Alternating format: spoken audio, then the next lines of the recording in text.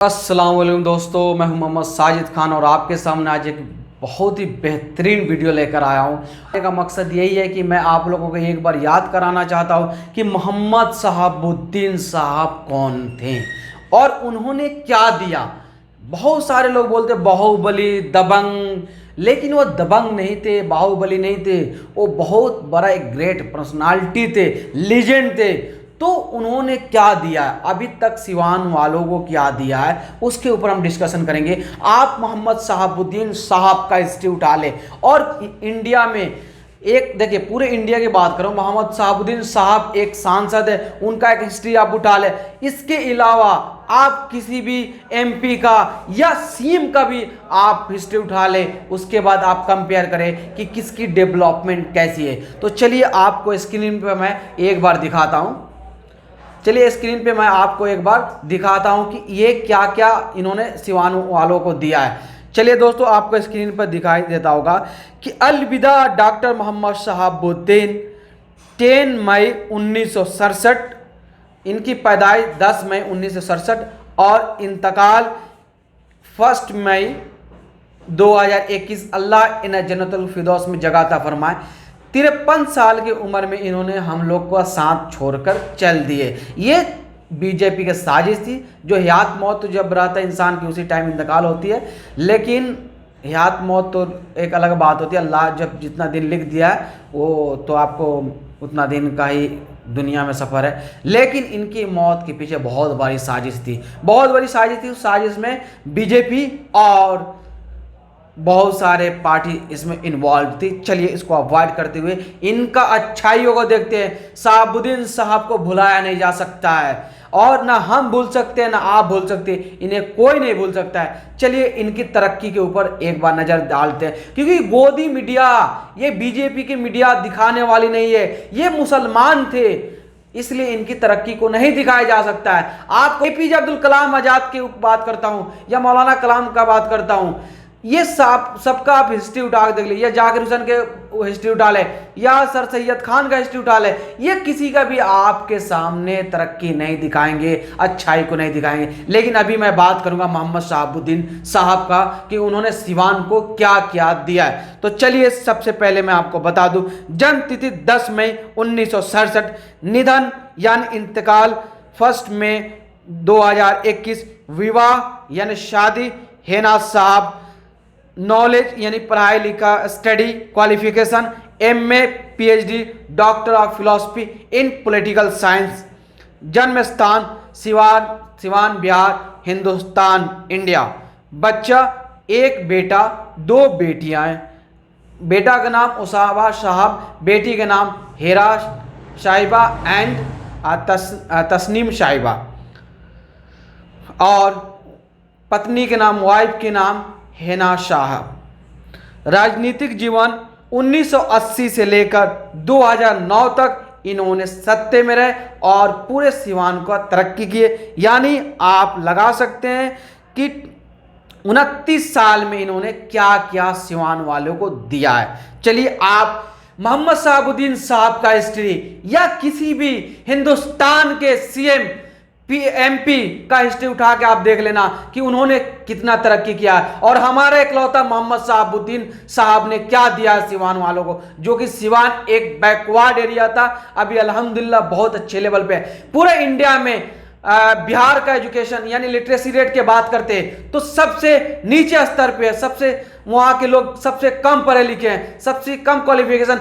बिहार के पूरे हिंदुस्तान के ऊपर बात करते हैं। लेकिन पूरे बिहार में अगर देखेंगे तो सिवान का ऑलमोस्ट सबसे ऊपर क्वालिफिकेशन में रैंकिंग है। यानी सिवान का जो नाम है, लोग बोलते हैं कि वहाँ पे गुंडागर्दी होता है, दहशत है, मारपीट होता है, लेकिन इस सब को अवॉइड करें और सिवान का लिटरेसी रेट देख ले। उम्मीद करता हूं कि ऑलमोस्ट बिहार में सबसे ऊपर अगर लिटरेसी रेट होगा तो हमारा सिवान का होगा। तो ये इसका सबका देन कौन है? मोहम्मद शहाबुद्दीन साहब। तो चलिए इन्होंने क्या क्या दिया है उसके ऊपर भी हमने बात करूंगा। कल पार्टीज राष्ट्रीय जनता दल आरजेडी, जो कि आरजेडी को इन्होंने 30 साल दिया, लेकिन आरजेडी इनके साथ बिल्कुल खरी नहीं उतरी। विधायक सदस्य 2 बार ये विधायक रहे हैं, यानी MLA, member of legislative assembly, और 4 बार इन्होंने संसद रहकर हमारे सिवान वासियों का इन्होंने सेवा किया। संसद यानी एमपी, मेंबर ऑफ पार्लियामेंट। इनका काम के ऊपर बात करते हैं, कुछ मेन काम है उसके ऊपर, मतलब गिने चुने जो कुछ काउंटेबल काउंट के ऊपर काम के बात करते हो, जो बहुत बड़े लेवल पे काम है उसका बात करो। छोटे छोटे लेवल के तो बात ही हटा दे रहा हूं। जो मेन उन्होंने काम किया, Indore stadium, Rajendra stadium, DAV college भवन, Islamia college, Vidya Bhavan college, engineering college, Ayurvedic college, दरोगा राय कॉलेज, सदर अस्पताल, टाउन थाना, श्रीनगर पुल। देखिए ये सब इनका बड़े बड़े लेवल का जो डेवलपमेंट है, मैंने उसके ऊपर बात किया। देखिए अगर मान लीजिए अगर सिवान एक पढ़ा लिखा जगह भी है, यानी पढ़ा लिखा टाउन है, एजुकेटेड टाउन है, सिटी है, तो इसका सरे किसको जाता है, सारा दिन किसका, मोहम्मद शहाबुद्दीन साहब की देन है। लेकिन आप लोग नहीं समझ रहे ये गोदी में दिया का खेल क्या है। आप पूरे हिंदुस्तान के ऊपर बात करिए, पूरे हिंदुस्तान में सबसे ज्यादा लिटरेसी रेट कम किसका है? सबसे ज्यादा लिटरेसी रेट है केरला का, और सबसे नीचे स्तर पे बिहार का है। लेकिन बिहार में अगर सबसे अच्छा लिटरेसी रेट देखा जाए तो सिवान का है, और ये सारा दिन किसका, मोहम्मद शहाबुद्दीन साहब का है। अगर वो दबंगों का शहर है तो वहां पे यहाँ इतना एजुकेशन क्यों हुआ? अगर शहाबुद्दीन साहब एक दबंग थे और एक बाहुबली थे तो उन्होंने एजुकेशन के ऊपर काम क्यों किया? एजुकेशन के ऊपर काम करने से जो भी इलिटरेसी रहती है वो खत्म हो जाती है, और जो जाहिलियत होती है, जो गुंडागर्दी करते हैं, वो सब खत्म हो जाता है। तो शहाबुद्दीन साहब एजुकेशन क्यों लाए? क्योंकि वो एक एजुकेटेड थे, वो एक डॉक्टर ऑफ फिलोसफी थे, उन्हें एजुकेशन के इंपॉर्टेंस पता था। लेकिन हमारे आरएसएस बीजेपी इस बात को नहीं समझेगी और ये हिंदू मुस्लिम करते रहेगी। तो भाइयों आपसे उम्मीद है कि आप शहाबुद्दीन साहब के लिए खड़े रहे। जस्टिस फॉर शहाबुद्दीन साहब, आप इसको भूले नहीं। और फर्स्ट में हमारे हिंदुस्तान के लिए ब्लैक डे है। क्यों ब्लैक डे? क्योंकि आपको बता दूं इतना बड़ा ग्रेट पर्सनालिटी को ऐसे साजिश करके उनका इंतकाल कर दिया गया, उन्हें मार दिया गया। तो आप इनका कुर्बानी ना बोले।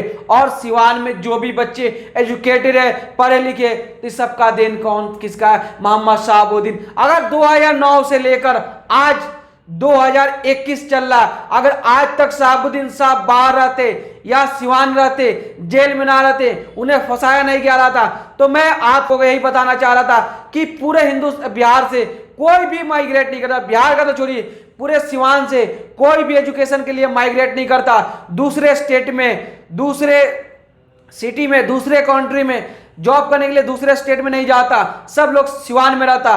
क्योंकि इतना डेवलप करने वाला आज तक कोई लीडर पैदा ही नहीं लिया है, और नहीं पैदा लेगा, और नहीं पैदा लिया हुआ है। वह एक डेवलपमेंट का लीडर था या थे तो मोहम्मद शहाबुद्दीन साहब। शहाबुद्दीन साहब का मुकाबला कोई नहीं कर सकता।